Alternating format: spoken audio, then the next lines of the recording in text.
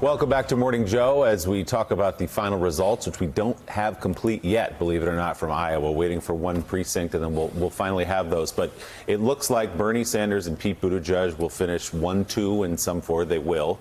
As we consider those numbers, John Heilman, rolling into New Hampshire where you are, we just got some new data from the Sanders campaign that they raised $25 million in January alone, which is more than Biden or Buttigieg or Warren raised in the entire third quarter of 2019. So they got $25 million, 1.3 million donations from 650,000 different people. And now John announcing that they're going to buy $5.5 million worth of ads in the Super Tuesday states with that money. Right.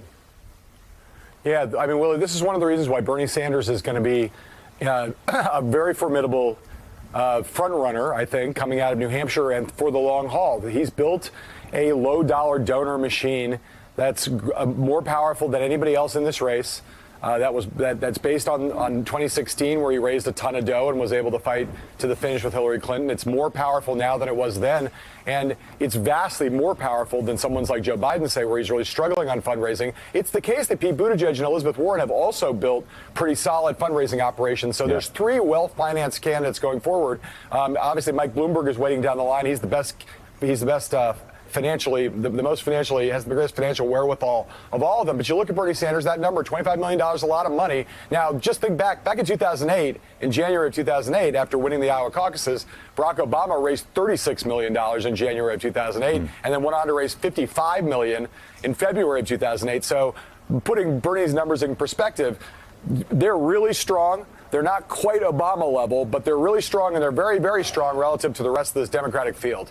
Right, and that's right. Jason, when we look at what's happening now in the money run, it seems that the only 2 people who will really be competitive, besides Mike Bloomberg, because we already know he already is, going into Super Tuesday will be Pete Buttigieg and Bernie Sanders. They'll both probably have anywhere from $25 to $50 million on hand. Right.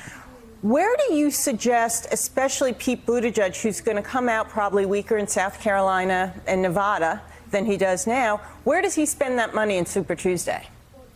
If he's smart, he needs to spend a lot of money in California. California is going to be the big prize. California is going to be the state where Tom Steyer is spending a lot of money, Mike Bloomberg is spending a lot of money, and Mayor Pete can't afford to end up 4th or 5th or 6th place in California right now. That is where I will be marshaling my forces. But again, I sort of said that before. I've sort of said this before. If this race comes down to money, and if it comes down to a Bernie Sanders versus Mayor Pete, this is not much of a competition. Bernie Sanders will lap the field with Mayor Pete. The real question is going to be how much of the money that these campaigns are raising is actually going to translate into votes. If you look at Elizabeth Warren, she has the largest number of donors, but she's not raising as much as Bernie Sanders. We're going to see a very interesting, and Mayor Pete has always been very good at raising money overall. We're going to see very soon if the amount of money you raise always translates into votes. Because really, if you look at Bernie Sanders, his excellent fundraising, but he didn't increase turnout in Iowa. He didn't actually do better than he did before. So all this money may not result in more people voting for you. Mm-hmm. All right, John Heilman, thank you so much for being on this morning. And still ahead, we've been talking about Mitt Romney's courageous vote to convict the president. But there's another senator who also took a big risk with more immediate consequences. We'll tell you who that is ahead on Morning Joe. Thanks for checking out MSNBC on YouTube, and make sure you subscribe to stay up to date on the day's biggest stories. And you can click on any of the videos around us to watch more from Morning Joe and MSNBC. Thanks so much for watching.